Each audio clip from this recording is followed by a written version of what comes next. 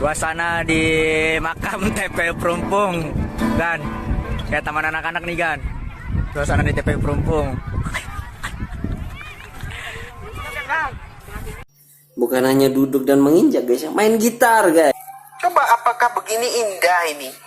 Begini seluruh orang Indonesia begini apa enggak serem? Kalau Juli mah lari ngelihat perempuan begini. Miss Universe pakai jilbab nggak ada orang-orang. Kalau kamu mau ikut kontes kecantikan ya harus nggak pakai jilbab. Orang itu ngelihat kecantikan tuh dari kaki sampai atas tuh. Kalau belum siap itu untuk ditunjukkan jangan ikut. Apa? Kalau dalam Islam kecantikan itu bukan sesuatu yang perlu diumbar, ditunjukkan kepada orang. Enggak. Tapi lebih dari itu. Hakikat kecantikan itu mereka perempuan yang taat dan tunduk kepada perintah Tuhannya, menjaga kehormatannya, bukan malah sebaliknya. Mohon maaf. Assalamualaikum warahmatullahi wabarakatuh. Kembali lagi di Fatbak TV. Gimana kabarnya semua? Semoga selalu diberikan kesehatan, kebaikan, dan juga limpahan rezeki yang halal dan berkah. Amin ya robbal alamin. Alhamdulillah saya udah bisa bikin konten lagi nih hari ini ya. Oke guys, ingat nggak kalian tentang seorang content creator? Kalau nggak salah namanya Abilo. Pernah juga gue bikin kontennya. Dia udah sempat minta maaf. Kita lihat beritanya ya. Dan Instagramnya kalau nggak salah. Ini dia. Pembuat konten TikTok parodi akhirat meminta maaf. Dia minta maaf dan tidak akan mengulanginya lagi katanya. Ya. Mana ya? Dia juga tahu gara-gara dikirimin netizen di Instagram. Ini dia. Ini video gue dikirimin sama netizen di Instagram. Kita cek dulu. Tuhan pas nyiptain gue katanya. Cakep, tajir, pintar, jelek, tajir. Ada 2 pilihan, 3 pilihan tadi ya. Cakep. Yang pertama cakep, tajir, pintar. Kedua jelek, tajir, pintar. Sama aja dong. Jelek ya. Yang ketiga, maaf, goblok, miskin, jelek ya. Kemudian Tuhan suruh geser dia ke arah kiri terus. Nah, cocok dah. Gimana kalian guys? Tanggapannya boleh ketik di kolom komentar ya. Kalau bagi saya sih jangan dong ya, nggak baik semacam ini. Tuhan itu menciptakan manusia dengan sempurna, dengan bentuk yang terbaik ya. Kemudian soal bagaimana kita menjalani hidup penuh syukur, kemudian juga tetap berprasangka baik pada Tuhan, itu kewajiban kita ya, apalagi seorang muslim berhusnuzon kepada Allah itu sebuah kewajiban. Dari beberapa video itu sebelumnya dia sempat minta maaf.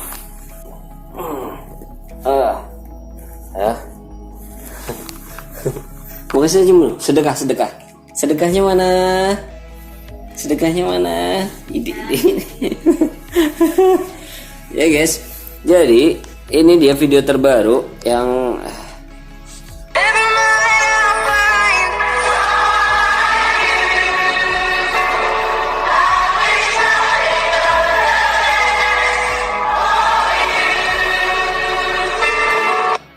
Oke, itu guys, kalian bisa ketik tanggapan kalian di kolom komentar.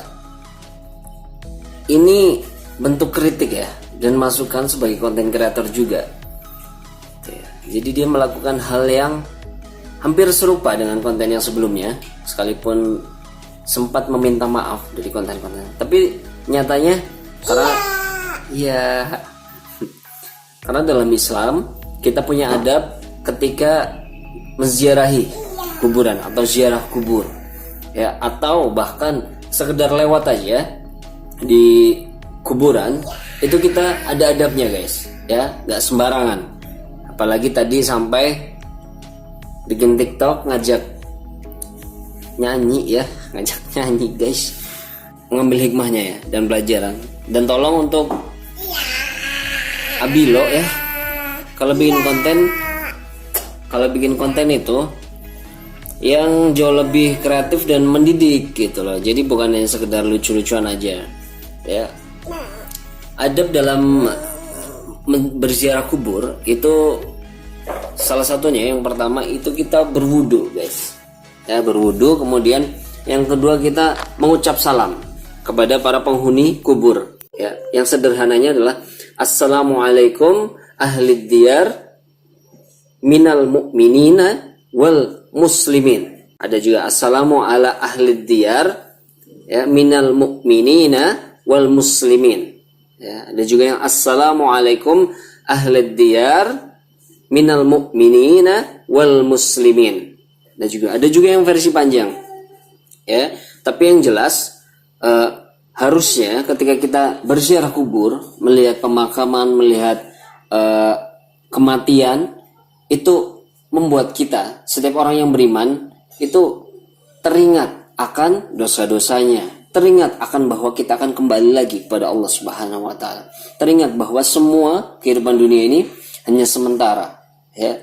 Jadi harusnya kita introspeksi, kemudian merasa bahwa diri kita tuh harus banyak beribadah, harus banyak mencari bekal untuk kehidupan yang kekal nanti ya. Itu sempat dulu Rasulullah melarang ziarah kubur ya, tapi sampai akhirnya direvisi ya, bahwa dianjurkan untuk umat Rasulullah, kaum muslimin berziarah kubur, karena di sana juga kita banyak himmah yang bisa diambil. Kita ingat kematian, kita mendoakan saudara kita atau keluarga kita yang sudah meninggal ya. Jadi ada adab-adabnya itu tadi. Yang pertama berwudu, yang kedua ucap salam ya, menghadap kiblat, mendoakan yang keempat ya. Yang kelima membaca surat-surat pendek. Karena Rasulullah pernah bersabda ya, bila kalian masuk ke dalam taman makam atau kuburan, maka bacalah Al-Fatihah, surat Al-Ikhlas, ya, Al-Falaq dan An-Nas. Jadikanlah pahalanya untuk mayit kuburan tersebut, karena sungguh pahalanya sampai kepada mereka. Ya, sabda Rasulullah SAW. Jadi Al-Fatihah, Kunhu, Falaq, An-Nas. Doakan pada ahli kubur tadi ya. Yang keenam, tidak menginjak atau duduk di atas kuburan. Ya, jadi sempat juga tuh video viral guys, video viral juga tuh. Kuburan itu udah kayak taman bermain guys. Ini lihat videonya guys. Suasana di makam TPU Perumpung kan, kayak taman anak-anak nih kan. Suasana di TPU Perumpung. Bukan hanya duduk dan menginjak guys, main gitar guys. Ya Allah ya Rabbi. Ya, kemudian yang ketujuh, hindari berkata tidak sopan atau kotor ya guys ya. Jaga lisan kita, bukan hanya di kuburan, di setiap kita beraktivitas, di rumah, di tempat kerja, di sekolah. Jaga lisan kita, jangan pernah mengucapkan hal-hal yang nggak baik guys ya. Kemudian yang ke-8, tidak melakukan hal yang berlebihan ya. Video yang pertama udah kita bahas bagaimana adab dalam berziarah kubur. Oke guys, kita masuk ke video kedua, yaitu Nenek Juli. Kalian pasti udah pada kangen ya Nenek Juli ya.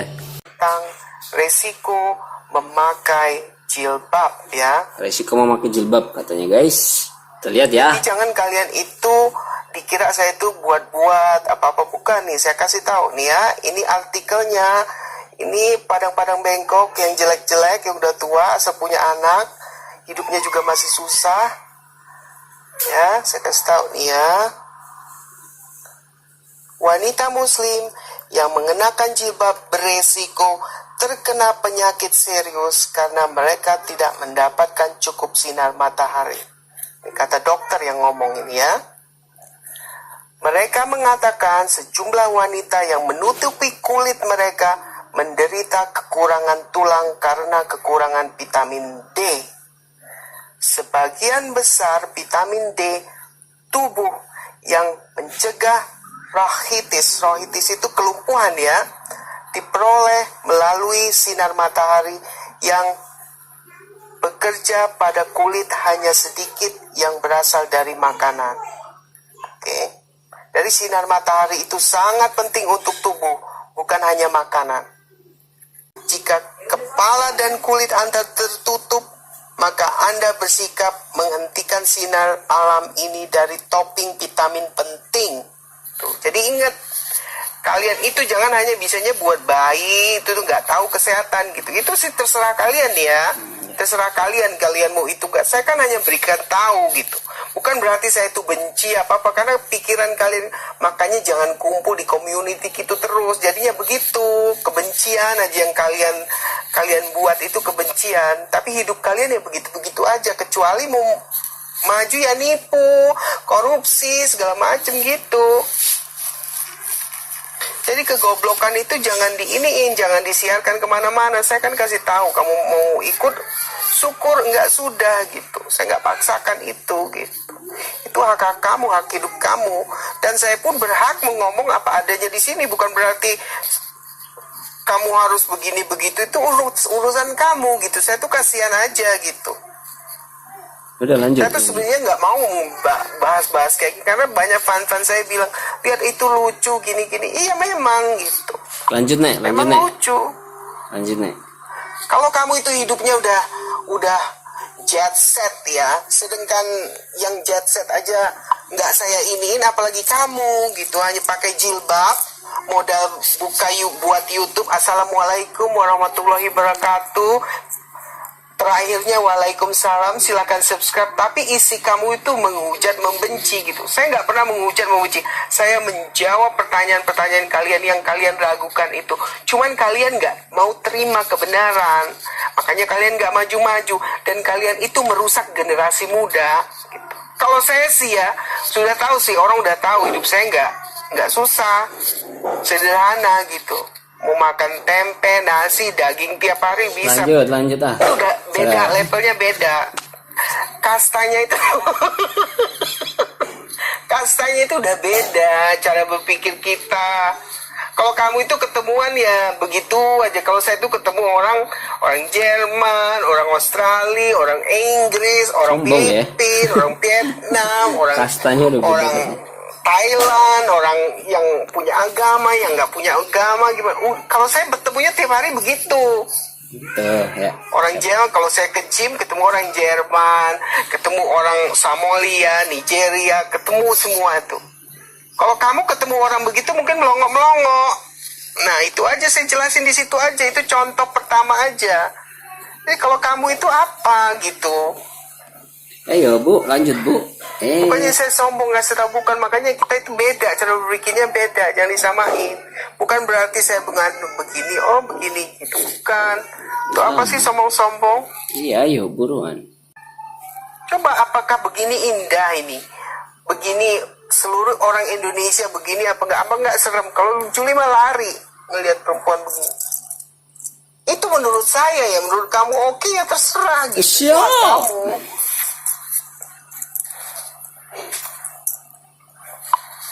Kita itu enak hidup berbeda, tapi kalau semua kalian mau suruh berpakaian begini dari anak-anak kecil itu kan kasihan. Bukan itu aja alasannya, tapi resikonya itu kekurangan vitamin D, karena pigment kita ini dark. Orang dark ini vitamin D-nya itu sedikit. Untuk menyeimbangi vitamin D itu kita harus itu sinar matahari. Makanya itu di Inggris itu, di Bradford itu banyak muslim yang mati. Akhirnya disuplai, dikasih vitamin D, sayur-sayuran segala macam disuntik. Jadi guys, saya punya nenek ya, Masya Allah. Semoga Allah selalu menjaga nenek saya. Saya punya nenek, punya mbah di Bumi Ayu ya. Usianya udah berapa ya? Udah sepuh bro ya. Udah sepuh ya. Tapi masih sehat alhamdulillah. Dan beliau tuh insya Allah muslim yang taat gitu loh, menutup aurat kalau kemana-mana ya. Tapi Allah selalu memberikan kesehatan pada beliau, pada mbak saya. Mbak istri juga sama ya, pakai hijab, menutup aurat ya. Masih sehat alhamdulillah, masih aktif, bisa ketemu sama cicit-cicitnya ya kan, cucu cicit, kumpul keluarga. Masya Allah.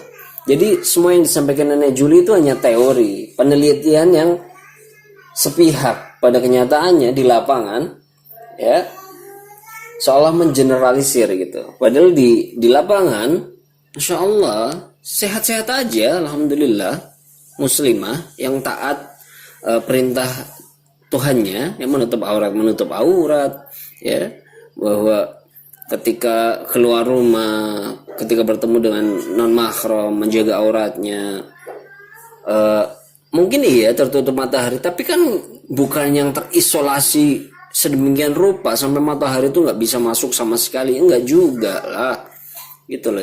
Jadi pada kenyataannya nenek-nenek kita, mbah-mbah kita yang udah sepuh, yang muslim sedari kecil, muslimah sedari kecil, ya, sehat sampai sekarang, alhamdulillah ya. Semoga Allah selalu memberikan kesehatan, keberkahan, usia yang berkah, ya, berikan umur panjang, amin ya rabbal alamin. Itu faktanya. Jadi semua yang disampaikan itu teori, ya, penelitiannya juga penelitian barat mungkin itu tadi, ya.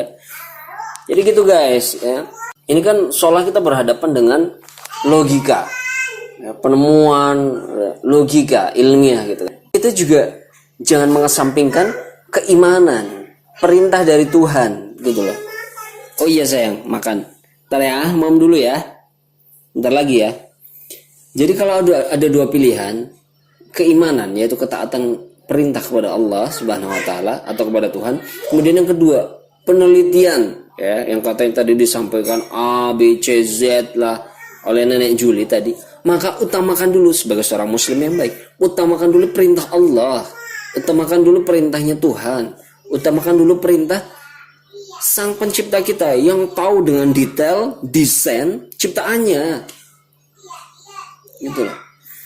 Kalau kita benar-benar berpikir secara pakai otak banget, kadang terbatas. Gitu.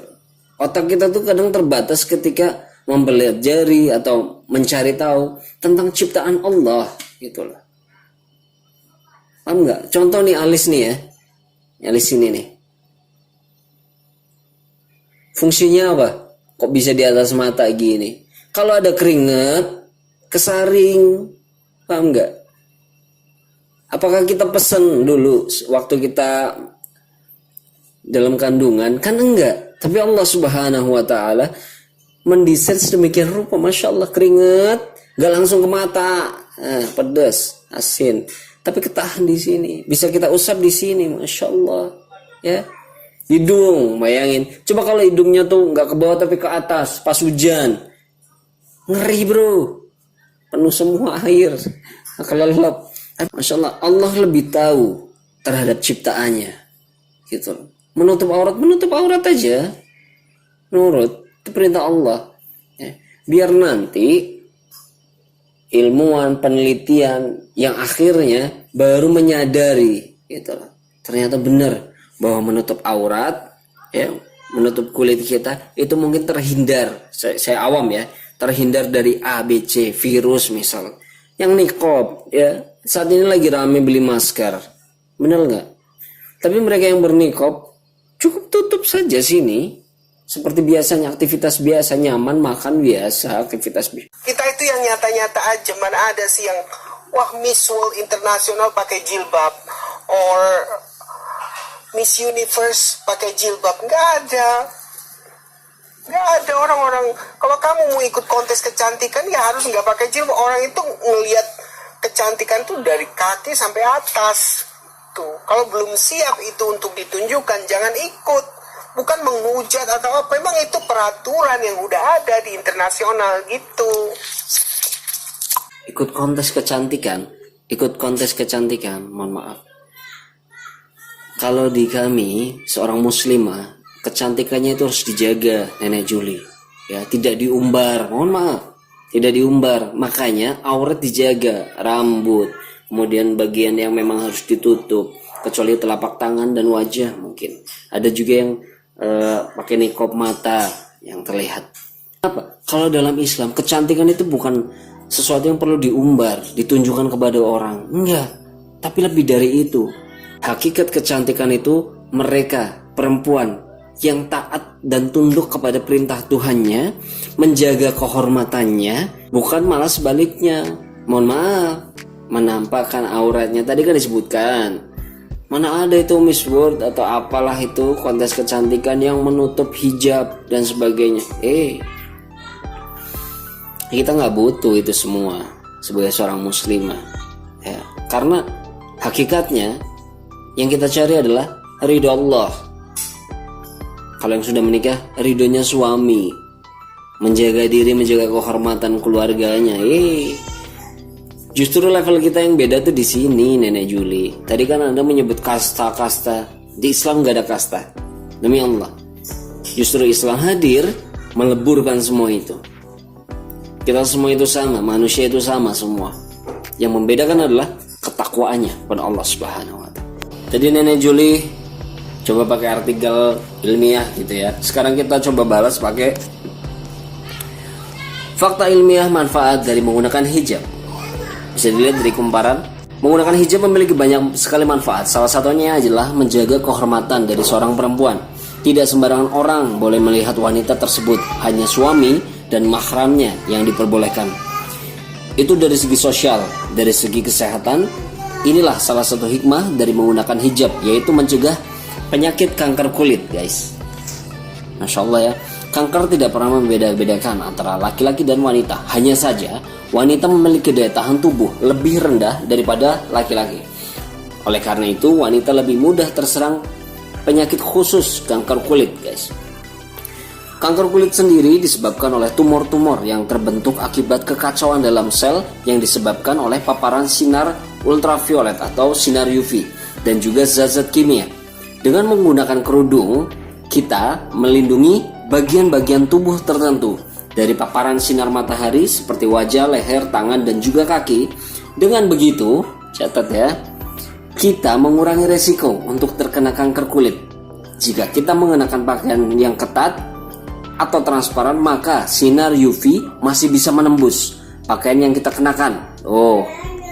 Oleh karena itu, Islam menganjurkan untuk mengenakan pakaian yang longgar saat berhijab. Oke guys, begitu perhatiannya Allah Subhanahu wa taala terhadap kita, khususnya perempuan. Tetap cintai hijabmu, jaga kehormatanmu, jaga keluargamu. Semoga Allah Subhanahu wa taala selalu menuntun kita dalam langkah-langkah kebaikan.